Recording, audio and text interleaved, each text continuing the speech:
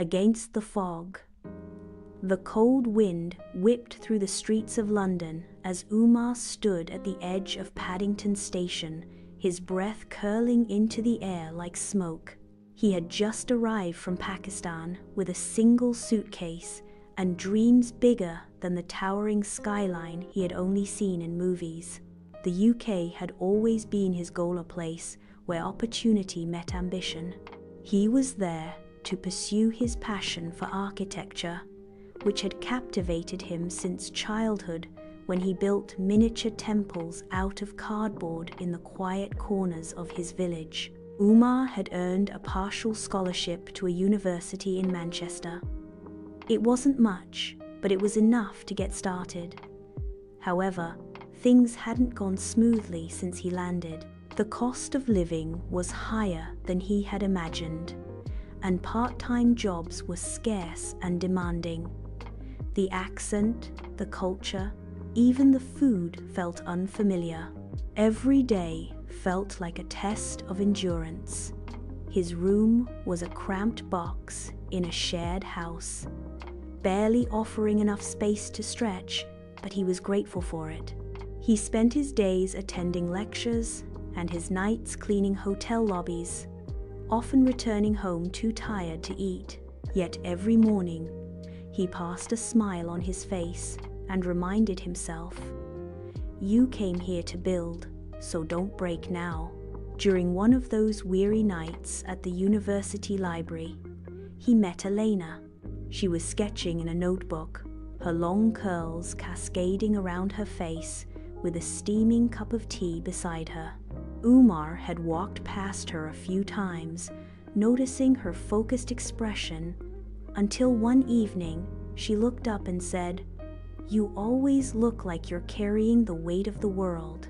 He blinked in surprise and then chuckled. "Feels about right." They talked that night for hours, trading stories about their lives. She was British, born and raised in Birmingham, studying fine arts. Her parents had moved to the UK from Italy decades ago, and she had grown up balancing two cultures, just as Umar was now trying to fit into his new world. Elena became his first real friend, and their connection gradually deepened. Months passed, and Umar struggled to keep his grades high. Juggling classes, work, and mounting bills were taking its toll. He often skipped meals and, more than once, passed out from exhaustion. One winter night, after a demanding shift at a warehouse, he returned home to find a notice slipped under his door rent overdue. Panic set in. He had no one to turn to, no safety net.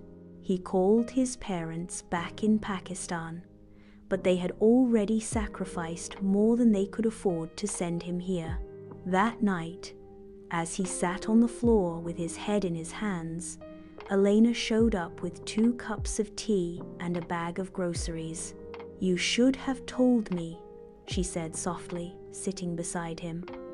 "I didn't want to be a burden," he whispered. She smiled and brushed his hair back. "You're not a burden, you're a fighter." It was the first time someone had said that to him, not as a duty, but as a belief. Elena became more than just his support. She became his anchor.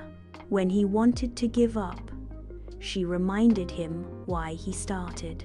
She encouraged him to take breaks, helped him apply for additional grants, and even introduced him to one of her professors, who later offered Umar a small internship at an architecture firm. As spring approached, Umar found himself at his lowest point. Despite his best efforts, he had failed one of his core modules, putting his scholarship at risk. The university offered him one final opportunity to recover. He had to excel in a design competition judged by professionals across the UK. He felt like giving up. "I don't belong here," he muttered, his voice trembling as he tore a page from his sketchpad. They want people who already understand the rules. I'm always trying to catch up. Elena took his hand and led him to a local football field, where young kids were practicing and laughing, even in the drizzle. She pointed to them. Do you see them? They're not worried about falling. They're focused on the goal. But I've already fallen, he replied. Then get up, she said firmly. That's what you do in sports. In life, you fall and then you rise. The moment stayed with him. Elena, who had once played semi-professional football until a knee injury ended her career, began training him mentally. She provided him with focus exercises, encouraged him to celebrate small victories, and motivated him to visualize success, much like an athlete visualizes victory. For weeks, Umar dedicated himself to designing.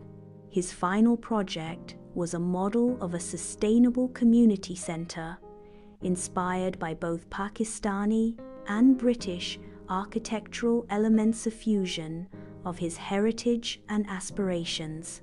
The day of the competition arrived. Umar stood before the panel, his palms sweaty and his heart pounding with anxiety. As he began his presentation, he noticed Elena at the back of the room, her eyes locked onto his. A silent nod from her gave him the strength to continue. When the judges announced the winner, Umar found himself holding his breath. Umar Iqbal, for his outstanding blend of innovation, cultural integration, and community vision. The applause was thunderous, but all he could hear was the sound of his own heart finally exhaling. He had done it not just for himself, but for the little boy who used to build dreams out of cardboard, and for the woman who reminded him how to believe. 2 years later, Umar stood at the opening ceremony of the community center, built on the foundation of his winning design. He was now a junior architect at one of the UK's top firms. Elena, holding his hand, looked up at the structure and smiled. I told you, fighters rise. Umar glanced down at her, the woman who had supported him through every challenge. I couldn't have done it without you, she laughed. You did it, I just reminded you how. As the wind swept past them again, this time it felt different. It wasn't cold or foreign, it felt like home.